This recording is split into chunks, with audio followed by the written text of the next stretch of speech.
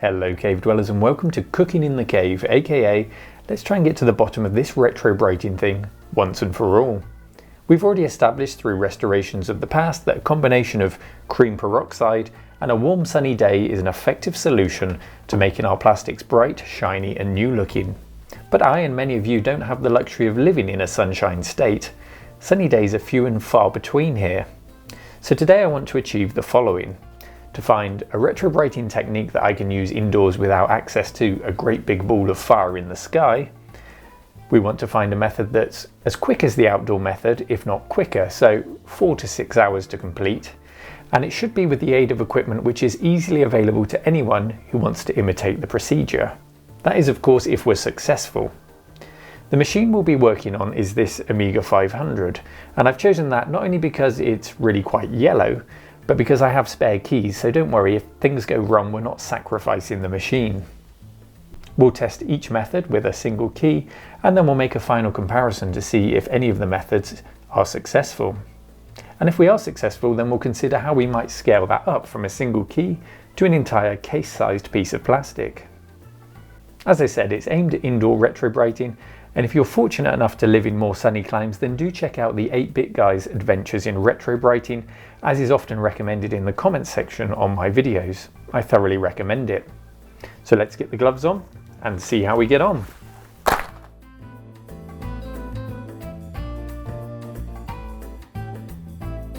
So let's start by picking some keys to work with. The yellowing isn't consistent across the keyboard, but I think we can pick a few out that are pretty much in the same state. I'm using my cheap keycap puller to pull the keys off, and if you're doing the same, look out for those springs. They do have a tendency to fly off and they can be very difficult to find. Like the H key here, the spring for which I found some 20 minutes later.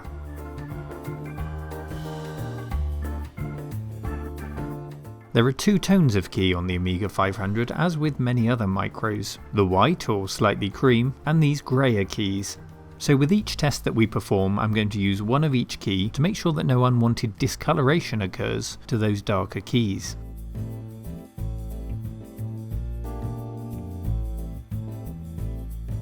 Here our keys are then, and I've contrasted them on a white piece of paper so you can see just how yellow they are. You'll also notice that the yellowing isn't consistent across the key. If we look from the front here, the discoloration fades as we go lower down the key to areas where sunlight, for example, wouldn't have hit it. And if we flip the key over, we can see the original colour inside the key. This is the colour we're trying to achieve. If anagram's your thing, then submit your word to the comments section now.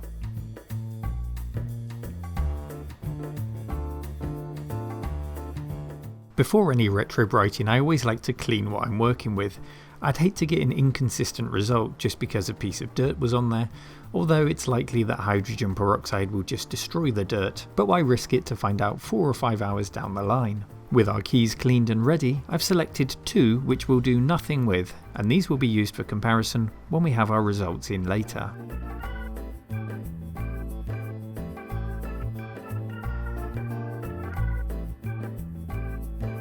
So here's the plan. I'll conduct a series of tests using both hydrogen peroxide cream and solution. We'll try a very passive method which just uses natural daylight through a window, a submerged method as we tried in a Commodore 64 restoration video recently, and an artificial light method to try and recreate the sun.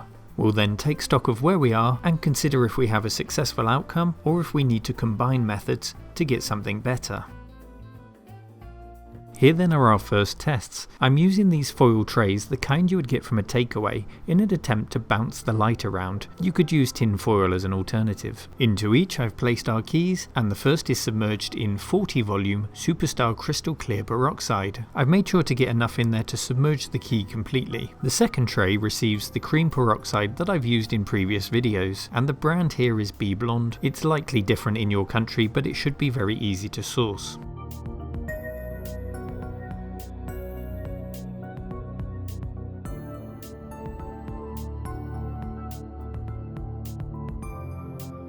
Both trays are then wrapped in cling film. This is to ensure that if it heats up in the sunlight, any gases that come off are retained within the tray and we get the full effect of the solution. Likewise with the cream, but also to stop it from drying out. And where shall we put these? Yes, believe it or not, the cave does have windows. Well, skylights to be exact. So I'll pop them under the skylights here, where they'll catch the sun. Now the glass between the trays and the sun will of course filter out some of the light spectrum. And it's not a particularly warm day, so there's certainly not much heat getting into those trays. Will it be effective? Well, I'm certainly dubious, but we'll find out later.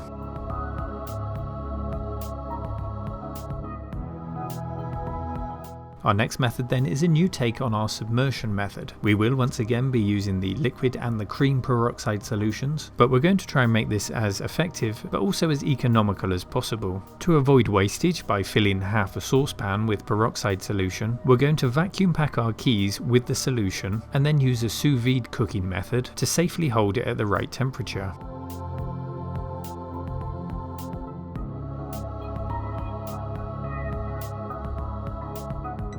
I cut a bag to size in which to put the first set of keys, which will have the cream peroxide on, and I liberally douse them in the cream, and then a bit more just to be sure. The keys then go in the bag, which is sealed off at one end using this machine. This machine can both seal the bags and vacuum seal them, so it sucks all of the air out of the bags.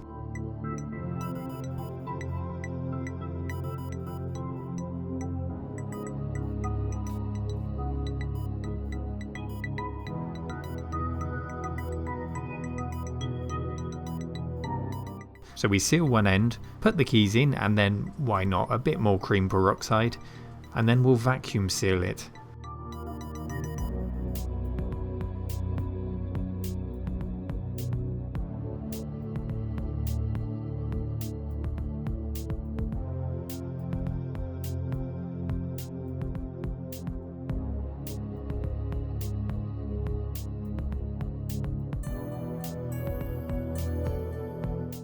The result is our keys are tightly packed in the bag and completely immersed in the cream peroxide.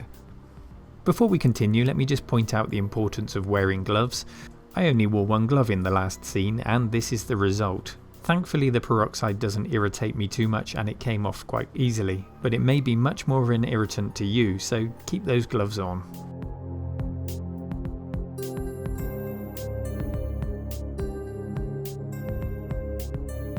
Now what's this nice chrome shiny device?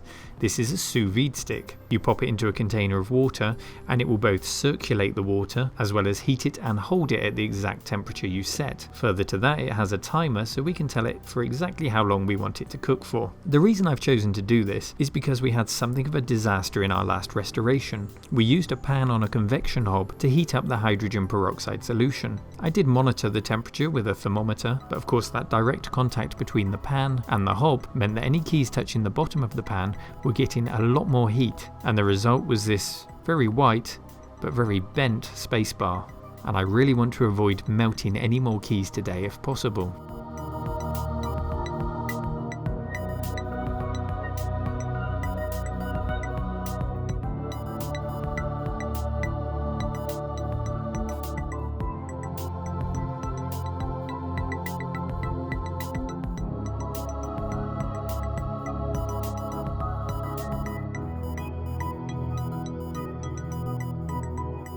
With the device powered on, we can select a temperature. I've opted for 55 degrees. We had the disaster when I tried to maintain the temperature at 70 degrees, which was way too high with hindsight. So I set it to 55 degrees C, which is 131 in Fahrenheit. And then we can set the timer to anything up to 99 hours.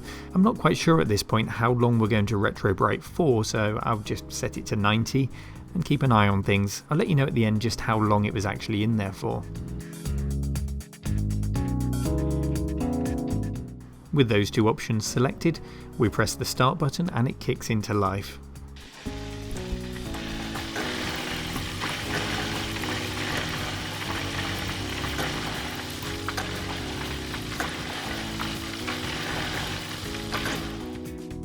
In first goes the vacuum packed cream peroxide keys, and as soon as I put them in I did feel like it was too hot still, even at 55 degrees, so I lowered the temperature down to 50. Again, I've become quite paranoid about melting keys at this point, so we'll set it a little lower and we can always increase it later if we need to.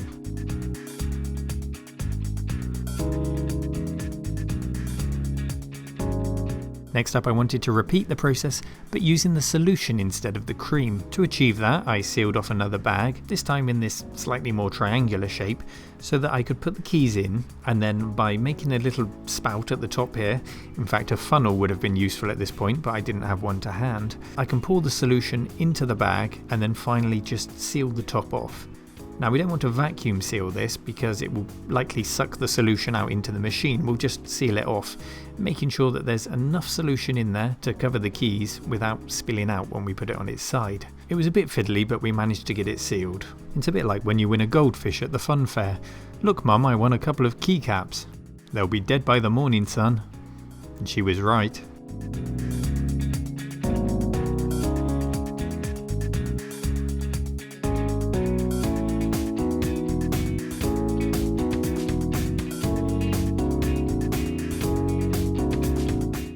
There ends our submersion experiments then, we'll leave that to bubble away, and next we'll try a light method. Can we replace the sun? Well, we can certainly try, and I'm going to try by using this. This box is a 1000 watt LED full spectrum grow light, the kind you might buy if you were enthusiastic about growing herbs, for your cooking of course. Being that it covers the full spectrum, that does encompass UV light, which some people think is essential for retrobrighting. Others are more dismissive of that, as anyone who's tried to research the topic will know. It really is a minefield of misinformation, which is why today we're just trying to judge results and not the science behind it. I'm not a scientist after all. So once again we'll take keys and we'll apply both cream and the solution peroxide over them. We'll cling film the trays, and I have a box on my shelves here which is the perfect shape to accommodate this light and a couple of trays, so we'll set it up there.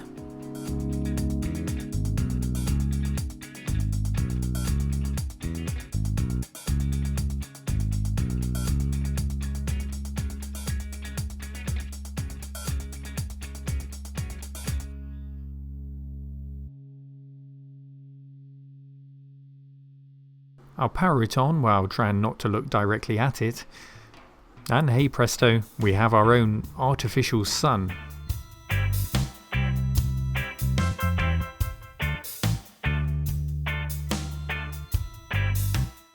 I'm not sure how long I'll leave the trays under for, but it will be the same amount of time as the sous vide method, so we can make a direct comparison.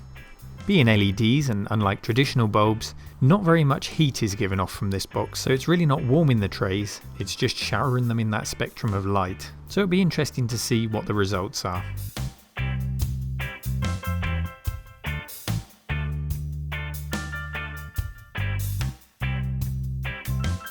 And there ends our first round of experiments, so now it's just a case of checking up on them and showing you the results, which I'm sure you're keen to see. So let's fast forward to those. So here are the results from round 1. The D and asterisk are the unchanged keys, remember. At the top we have the A row, which was the cream peroxide in a window, and the K row, which was the peroxide solution in a window. There's been absolutely no change to these, but it wasn't a wasted effort. It proves to us that peroxide and natural light through a window, with no discernible change in temperature, have no effect. So we need something more. The H row was the cream sous vide, and the S row was the solution sous vide. More success here then, with a noticeable change in colour compared to the D key. There's nothing between the cream and the solution method, and with hindsight that's not surprising. Both were the same strength of peroxide, and the viscosity of the cream once warmed was more like the solution anyway. These tests teach us that heat is indeed a catalyst for the retrobrighting process, and nothing but ambient office light was involved. The L and G rows are the cream and solution respectively under our full spectrum light. I should point out here that I checked the temperature under the light several times and there was no change over room temperature. 2 fans on top of the light draw away any heat and there's very little of that. We could see the test was just as successful as the sous vide method, with little between the two. Perhaps the cream faring a little better, but there's nothing much in it. This teaches us then that light, or at least a part of the light spectrum, we can't pinpoint which, does also trigger the retrobrighting process between the peroxide and the plastic. It's not perfect though. 6 hours in the sun is more than enough for my past projects, so we haven't really matched that. The grey keys show the same progress without anything to concern me about discoloration. So based on those results, we have 2 methods that show good signs of working, and you have to ask yourself, what would MacGyver do? Well, I know the answer. He would combine the two most promising methods. So that's the light and the sous vide. And we'll somehow make a contraption here to try both methods at once for, again, the 6-hour period. And we'll see what happens.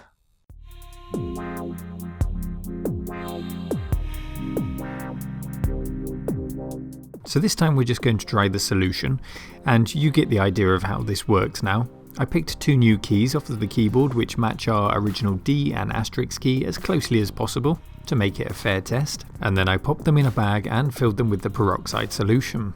As with most things, practice makes perfect, and I think I did a far better job of sealing the bag with the maximum amount of liquid in this time. There they are, fully immersed and ready to go. And where is it they're going?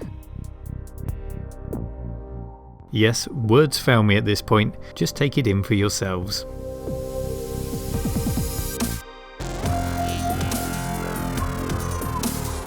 It's an amalgamation of our full spectrum light and our sous vide stick, wrapped in tinfoil to retain as much light in there as possible.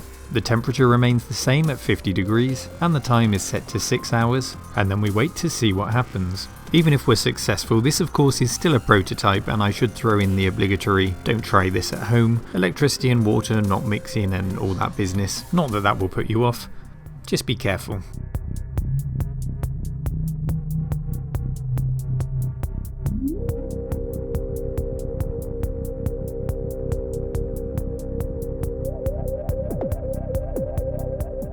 After just 3 hours with this method, I started to see some promising results.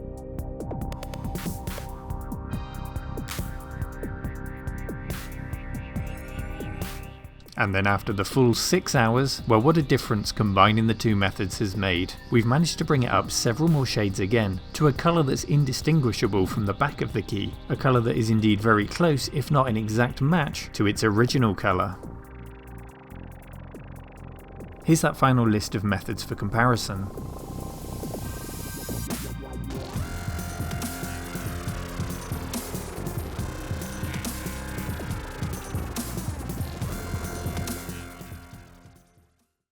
So that's all well and good for a couple of keycaps.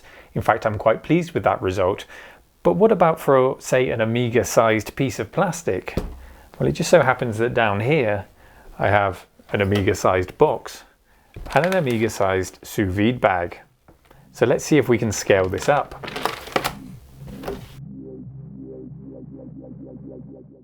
When we compare our perfected key against the case, you can see just how yellow it is. Not quite as yellow as the keys have turned for some reason, but enough that it requires attention. So how do we scale this up? Well, first of all, we'll need a larger container. I've chosen this plastic box. It has an 18-litre capacity, and I've double checked it has an operating temperature up to 90 degrees C. So the 50 degrees we're working at should be no problem. We're not about to melt the box and have water gushing everywhere. I've surrounded the box with tinfoil to try and keep as much of that light in the box as possible, and used a bit of tape to keep it on there. Now, we've established that both the cream and the solution are as effective as each other. They're the same strength after all. And for the practicalities of this method, I've chosen to use cream. It would take a lot more solution to try and fill a bag, even a vacuum packed bag, if we can indeed vacuum pack it with liquid in there, to achieve the result we want. So I coated the case with cream peroxide, and then I popped it in a bag. Yes, this is the kind of bag that you would put your pillows or duvets in and then vacuum pack them to keep the moths away. And it seems to work quite successfully. I managed to get it nice and tight against the case to create our own giant vacuum packed sous vide bag with an Amiga 500 in it. I am beginning to question my own sanity at this point.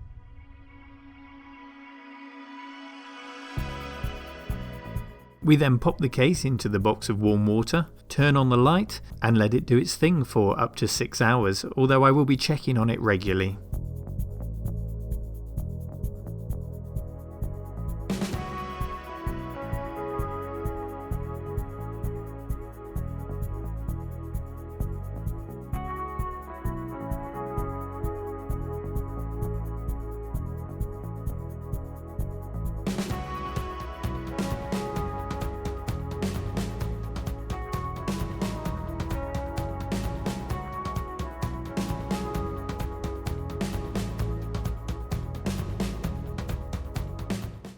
And this was the result just 3.5 hours later. The case of course was not as yellow as those keys, so I didn't expect it to take as long, but I was still quite surprised as to how quickly it restored to the original colour. Here is an original key for comparison, and our restored key where you can see the colours match rather well. The beauty of course of combining methods is that the full spectrum light is doing its work up above, and the warm water is also having an effect on all corners whether they're receiving the light or not. When you retrobrite outdoors, it's quite important to turn the plastic so they all get their even share of sunlight, but with this method it was just a case of set it and forget it, although admittedly I did still massage the cream once in a while just to avoid any streaking effects if we had large dollops of cream in one area.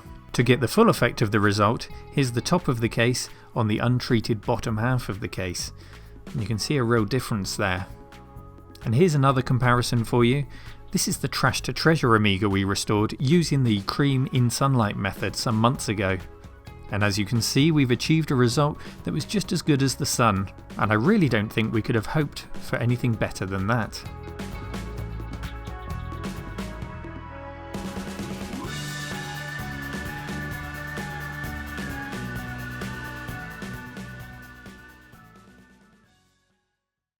And therein ends our experiments for today. I'm quite pleased with that. In this example, at least, we matched the power of the sun in just 3.5 hours. While my approach hasn't been scientific, I hope that you found it to be logical in the steps that I took and the conclusions that I drew from each one. My final creation is effective, if a little unwieldy, so to further refine the technique and to have a permanent indoor retrobrighting setup that can accommodate systems as big as the Amiga 500, if not bigger, because it was quite a tight squeeze in there, I think we maybe need to look to other industries, maybe the plumbing or the aquarium or the industrial catering world. For example, a good setup would be a 25-litre roasting tin with its reflective surface, a little wider than what we had and probably just as deep. The sous vide stick I would hope could keep that heated. The box we had was 18 litres and it managed that fine. Something as big as 25 litres? Hopefully it can manage it. Again, if not, we may need to look to, for example, the tropical aquarium world for some kind of heating device that can both heat and circulate that amount of water. If you have any suggestions on refining this process, then I'd love to hear your thoughts. Thank you for watching.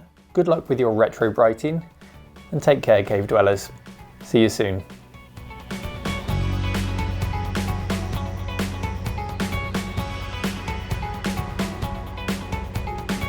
The content on Retro Man Cave is made possible thanks to the patrons scrolling up the screen now. If you enjoy the channel and would like to support future content, why not join them by popping over to Patreon. You can find links in this video description. You may also like to take a moment to click subscribe and check out other videos on the channel. As always, thanks for your support and thank you for watching.